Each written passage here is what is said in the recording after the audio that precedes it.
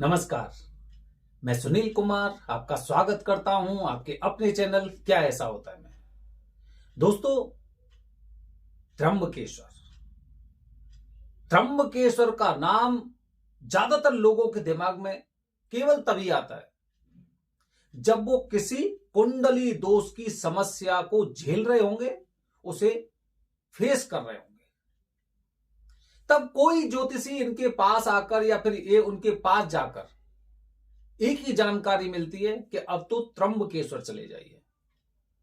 वैसे दोस्तों, 12 ज्योतिर्लिंगों में से त्र्यंबकेश्वर एक ऐसा स्थान है जो कुंडली के, अगर हम कुंडली से तुलना करें तो 10वां ज्योतिर्लिंग, और कुंडली में 10वां कर्म का भाव होता है। व्यापार, बिजनेस, यह भाव होता है।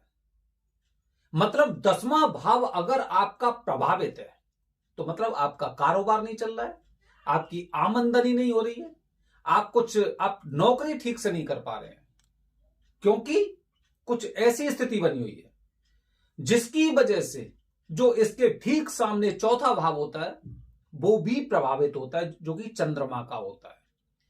तो जैसे ही 10वें भाव में आपको समस्या आने लग जाती है तो आपकी जिंदगी डामाडोल हो जाती है। जब गुरुजी बताते हैं त्र्यंबकेश्वर में पूजा करवाइए, तो दोस्तों आज मैं अपनी वीडियो के माध्यम से आपको बताने जा रहा हूं कि त्र्यंबकेश्वर जब भी आप आ रहे हैं ना, तो आप ये मत सोचिए कि वहां पे मुझे क्या करना है, कैसे करना है, और डरिए मत। बहुत से लोग कहते हैं मेरी वहां पे कोई जान पहचान नहीं है, वो स्थान तो काफी दूर है। मैं आज आपको वो जानकारी देने जा रहा हूं कि अगर आप त्र्यंबकेश्वर जा रहे हैं तो ये जानकारी आपके लिए सर्वश्रेष्ठ जानकारी होगी इंटरनेट पर। ठीक है, तो शुरुआत करते हैं दोस्तों। त्र्यंबकेश्वर मुख्यतः 3 तरह की पूजाएं होती हैं। पहला, इसमें पितृदोष, बहुत फेमस और प्रसिद्ध है यहां का पितृदोष की पूजा।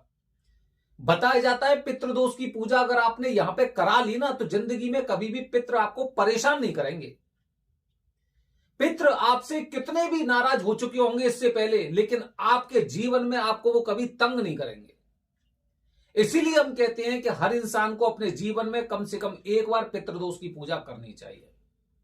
दूसरी पूजा दोस्तों, दूसरी पूजा वो होती है जिसे कालसर्प दोष की पूजा बोलते हैं। 12 तरह के जो कालसर्प दोष होते हैं उनमें से यहां पे किसी भी तरह का कालसर्प दोष हो, आंख बंद करके आइए, वरदानी पंडित जी से पूजा कराइए, और निश्चित रूप से आपको कम से कम साल, 2 साल, 3 साल के लिए तो बहुत अच्छा लगने वाला है कि जैसे राहु केतु ने अपने प्रभाव को खत्म ही कर दिया, क्योंकि यहां पर त्रिदेव मौजूद है। और तीसरी पूजा दोस्तों, जो तीसरी पूजा होती है वो होती है त्रिपिंडी श्राद्ध। त्रिपिंडी श्राद्ध और पितृदोष की पूजा को लोग ज्यादातर एक ही मानते हैं, जबकि ये पूजा अलग अलग होती है। पितृदोष की पूजा एक पितृ कर्म है, जबकि त्रिपिंडी श्राद्ध जो होता है वो प्रेत कर्म है। मतलब जिनको पितृलोक प्राप्त नहीं हुआ है, जिनको पितृलोक प्राप्त नहीं हुआ है, उनको सदगति प्राप्त करने के लिए या फिर उनको शांति के लिए हम त्रिपिंडी श्राद्ध की पूजा करते हैं। तो इसीलिए आप ये 3 तरह की पूजा कर सकते हैं, लेकिन वहां पर आप किसी और के चंगुल में आने के पश्चात अगर कोई आपसे बोलते कि यहां पे मंगल दोष की भी पूजा होती है, तो बिल्कुल भी मत करवाइए। मंगल दोष की पूजा का जो सर्वश्रेष्ठ स्थान वो उज्जैन महाकालेश्वर है। ठीक है, तो ये 3 पूजा होती हैं। अच्छा, अब मैं पहुंचूं कैसे? सबसे पहले मेरा सवाल ये होता है कि मैं पहुंचूं कैसे। दोस्तों, त्र्यंबकेश्वर जाने के लिए अगर आप ट्रेन से जा रहे हैं तो नासिक रोड रेलवे स्टेशन है।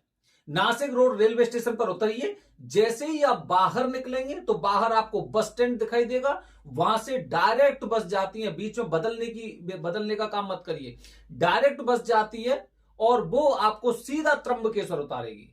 ठीक है। अच्छा, नासिक रोड अगर आप ट्रेन से आ रहे हैं तो, अगर आप काफी लोग ये बताते हैं कि हमारे आसपास तो नासिक रोड का रेलवे स्टेशन दिखाई नहीं दे रहा है या डायरेक्ट ट्रेन नहीं है, तो यहां के आसपास ही आप मनमाड आ सकते हैं, आप मुंबई आ सकते हैं, पुणे आ सकते हैं, नासिक आ सकते हैं। ठीक है, इनमें से किसी स्थान पर आप पहुंचिए, पहुंचने के पश्चात वहां से डायरेक्ट साधन आपको त्र्यंबकेश्वर के लिए मिल जाता है। जो बस आपको वहां पे उतारेगी ना, वहां से ज्यादा 500 मीटर की दूरी पर मंदिर है। ज्यादा से ज्यादा 500 मीटर की दूरी पर। तो आप पैदल भी जा सकते हो, और मैं तो यही कहता हूं कि ज्यादातर लोगों को पैदल ही जाना चाहिए। प्रकृति का आनंद भी मिलता है, और जिस तरह का वो क्षेत्र है, जिस तरह का वो क्षेत्र है, इतनी पॉजिटिव एनर्जी कि वहां पे जाते ही ऐसा लगता है कि कुछ वजन सा हमारे ऊपर से हट गया।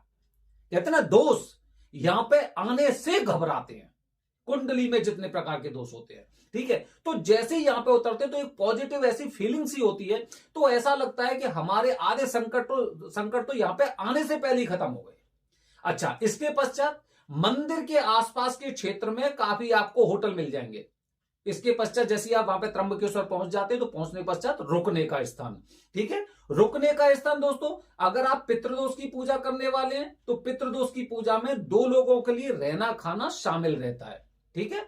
अच्छा, तो फिर इसलिए आपको कोई आवश्यकता नहीं है रूम लेने की। अच्छा, कालसर्प दोष की अकेले की पूजा करने आ रहे हैं तो आप एक दिन पहले पहुंचिए, और मंदिर के आसपास करीब 300-400 मीटर की दूरी के आसपास ही आपको काफी धर्मशाला मिल जाएंगी, जहां पे सस्ते से लेके महंगे से महंगा तक होटल मिल सकता है। एक बड़े ताज्जुब वाली बात है, चौंकाने वाली बात है कि कालसर्प दोष के लिए सबसे ज्यादा पूजा त्र्यंबकेश्वर में होती है। बहुत बड़ा क्षेत्र नहीं है, लेकिन फिर भी इतनी भीड़ भी यहां पे समा जाती है, ये त्रिदेव की शक्ति है, ठीक है। तो आप रुकने का इंतजाम यहाँ पे 5,000 10,000 वाले रूम भी मिल जाते हैं, और यहाँ पे 500-600 रुपए वाले रूम भी मिल जाते हैं, ठीक है। अच्छा, अब यहाँ पे आप पहुंच कैसे गए, और अब आपको खाने का या रहने का। अच्छा, खाने की अगर मैं बात करता हूं तो खाने के लिए दोस्तों यहां पर करीब 80 रुपए की थाली मिलती है। ज्यादातर यहां पे ना पूजा से संबंधित ही खाना बनाया जाता है। अगर आपको लहसुन प्याज जैसी चीजों का सेवन करना है मसालेदार का, तो थोड़ा सा मंदिर से दूर भी जा सकते हैं, जहां पे थोड़ा सा अच्छा मिलेगा। मंदिर के आसपास ज्यादातर, क्योंकि यहां पर आने से पहले जैसे कि हम लोगों को जानकारी देते हैं, आप जैसे कालसर्प दोष की पूजा करने जा रहे हैं, त्रिपिंडी श्राद्ध करने जा रहे हैं, या फिर आप पितृदोष की पूजा करने जा रहे हैं ठीक है। तो हम हमेशा जब अर्जी लगवाते हैं ना, इनसे अर्जी लगवाते हैं, तो हम इनसे यही कहते हैं कि जब आप अर्जी लगा देंगे उसके पश्चात लहसुन प्याज आपके घर में भी नहीं होना चाहिए, ठीक है। लहसुन प्याज होना ही नहीं चाहिए, खाना तो बहुत बड़ी बात है, नाम भी नहीं लेना है। तो इसीलिए जब आप त्र्यंबकेश्वर पहुंचेंगे तो लहसुन प्याज के खाने का आपका कोई मतलब ही नहीं होता, क्योंकि अर्जी के टाइम पे आपने पहले से ही प्रतिज्ञा कर ली है, तो नियम तो आपका तभी से शुरू हो जाता है। तो वहां पे बिना लहसुन प्याज का भोजन बहुत अच्छा मिलता है। कुसावर तीर्थ के पास में आप देखेंगे तो वहां पे काफी रेस्टोरेंट है, पतली सी गली है, उसके सारे ऊपर चढ़ते जाएंगे, वहां पे लेफ्ट हैंड साइड में, और आपको खाने का बहुत अच्छा इंतजाम मिल जाएगा, जहां पे सस्ते से सस्ता बहुत अच्छा खाना मिलता है। मैं भी जाता हूं, वहीं पे खाता हूं, ठीक है। अन्यथा आप दूसरी तरफ भी खाना वगैरह देख सकते हैं, 100 रुपए का 80 रुपए का इस तरह का खाना होता है, ठीक है। तो ये आपके खाने का हो गया, रहने का हो गया। बस यहां पे आने से पहले आपको कुछ बातें ध्यान भी रखनी है दोस्तों। जैसे कि पहली बात यह, अगर आप कुंडली दोष के निवारण के लिए यहां पे आ रहे हैं तो सबसे पहले आपको मुहूर्त की जानकारी होनी चाहिए, ठीक है। मुहूर्त की जानकारी होनी चाहिए। उसके पश्चात प्रयास करिए कि आप अपनी पूजा वरदानी पंडित जी से ही कराएं, और जो भी उसकी प्रोसेस बताई गई है उसी प्रोसेस को आपको ख्याल में रखना चाहिए, उसी के अनुसार चलना चाहिए। अच्छा, अब दोस्तों यहां पे ये सारी चीजें हमारी एकदम मतलब हमारे अनुसार हो गई। अब मंदिर में दर्शन यहां पे भी आप 2 तरह से कर सकते हैं। यहां पे एक वीआईपी पर्ची भी ले सकते हैं जो करीब 250 रुपए की आती है, और अगर आप वैसे लाइन में जाएंगे जनरल लाइन से, तो फिर आपको ये मान के चलिए कि करीब थोड़ा सा ज्यादा समय लगेगा, क्योंकि ज्यादा भीड़ वैसे हमेशा नहीं रहती वहां पे, ठीक है। वहां पर जैसे ही आप गर्भगृह में घुसेंगे तो गर्भगृह में देखेंगे आप कि सामने शीशा होगा, मतलब आपको गर्भगृह में प्रवेश नहीं दिया जाएगा, क्योंकि किसी को भी गर्भगृह में अभी जाने की अनुमति नहीं है प्रशासन की तरफ से। जो वरदानी पंडित जी हैं ज्यादातर वही उसमें प्रवेश कर सकते हैं। तो जब आप ज्योतिर्लिंग को देखेंगे तो ज्योतिर्लिंग आप देखेंगे कि सामने आपके में शीशा लगा होगा, ठीक है, क्योंकि ये वाले ज्योतिर्लिंग जो त्रिदेव है ये एकदम पृथ्वी के गर्त में है, ठीक है, ऊपर निकले हुए नहीं है, ये अंदर धरती में दबे हुए हैं पृथ्वी में। तो शीशे से लोगों को दूर तक दिखाई देगा, वैसे लोगों को एकदम झुक के देखना पड़ेगा ना, ऐसे ऐसे ऐसे करके देखेंगे जैसे गड्ढे में देखते हैं।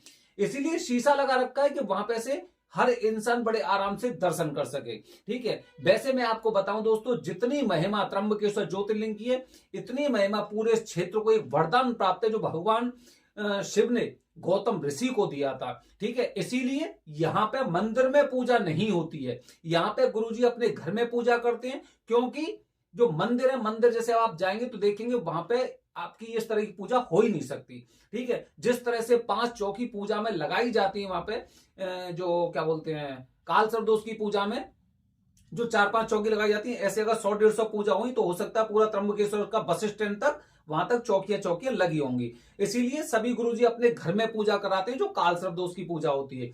पितृदोष की पूजा के लिए एक स्थान है जिसे माता गोदावरी अहिल्या संगम बोलते हैं। ठीक है, उसी स्थान पर आपको पितृदोष की पूजा करनी चाहिए। वहां पे पूजा करने का हक केवल वरदानी पंडित जी को और किसी को नहीं है। ठीक है, अब वो वरदानी पंडित जी किसी भी तरह के हो सकते हैं, लेकिन यहां पर पूजा करने का हक उन्हीं को है। इसके पश्चात जो बाहर के पंडित जी होते हैं वो करीब 1 किलोमीटर की दूरी पर, 500 मीटर की दूरी पर इन्होंने अपने आश्रम बना रखे, वहां पर ये पूजा करते हैं। ठीक है, इसी तरह से अगर मैं त्रिपिंडी श्राद्ध की बात करता हूं तो त्रिपिंडी श्राद्ध आपका कुशावर्त तीर्थ पर होगा। कहा जाता है तीर्थों के राजा कुशावर्त कुंड है, यहाँ पे स्नान हर इंसान को करना चाहिए और जरूर करना चाहिए। ठीक है, इस तरह की ये चीजें होती है। अच्छा, काफी वरदानी पंडित जी ऐसे जिन्होंने एक अलग भी संगम बना रखा है।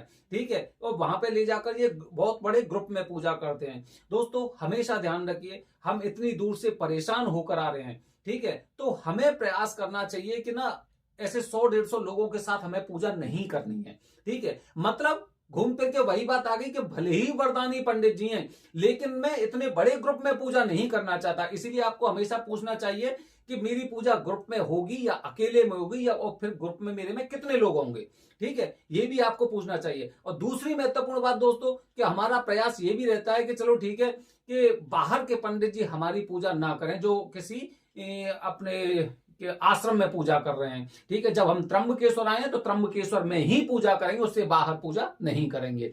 इन सब चीजों का आपको ध्यान रखना है। और एक और सबसे अंत में महत्वपूर्ण बात, किसी को भी एडवांस पेमेंट नहीं देना है। अगर कोई विशेष मुहूर्त है तो एक अलग बात है, अन्यथा पूजा से संतुष्टि के बाद ही आपको पेमेंट करना चाहिए। अगर आपको पता है कि ये पंडित जी ये वरदानी पंडित जी हैं तो वरदानी पंडित जी ही पूजा करेंगे, हम पूजा से संतुष्ट होंगे तभी हम पेमेंट करेंगे, अन्यथा किसी को पेमेंट नहीं करेंगे। ये आपको पहले अपने गुरुजी को बता देना चाहिए। और किसी तरह की दोस्तों जानकारी चाहिए तो दिए गए इसी नंबर पे आप फोन कर सकते हैं। किसी और मदद के लिए मुझे व्हाट्सएप करिए सबसे पहले, उसके बाद फोन पे बात करेंगे। हर हर महादेव, हरिओम।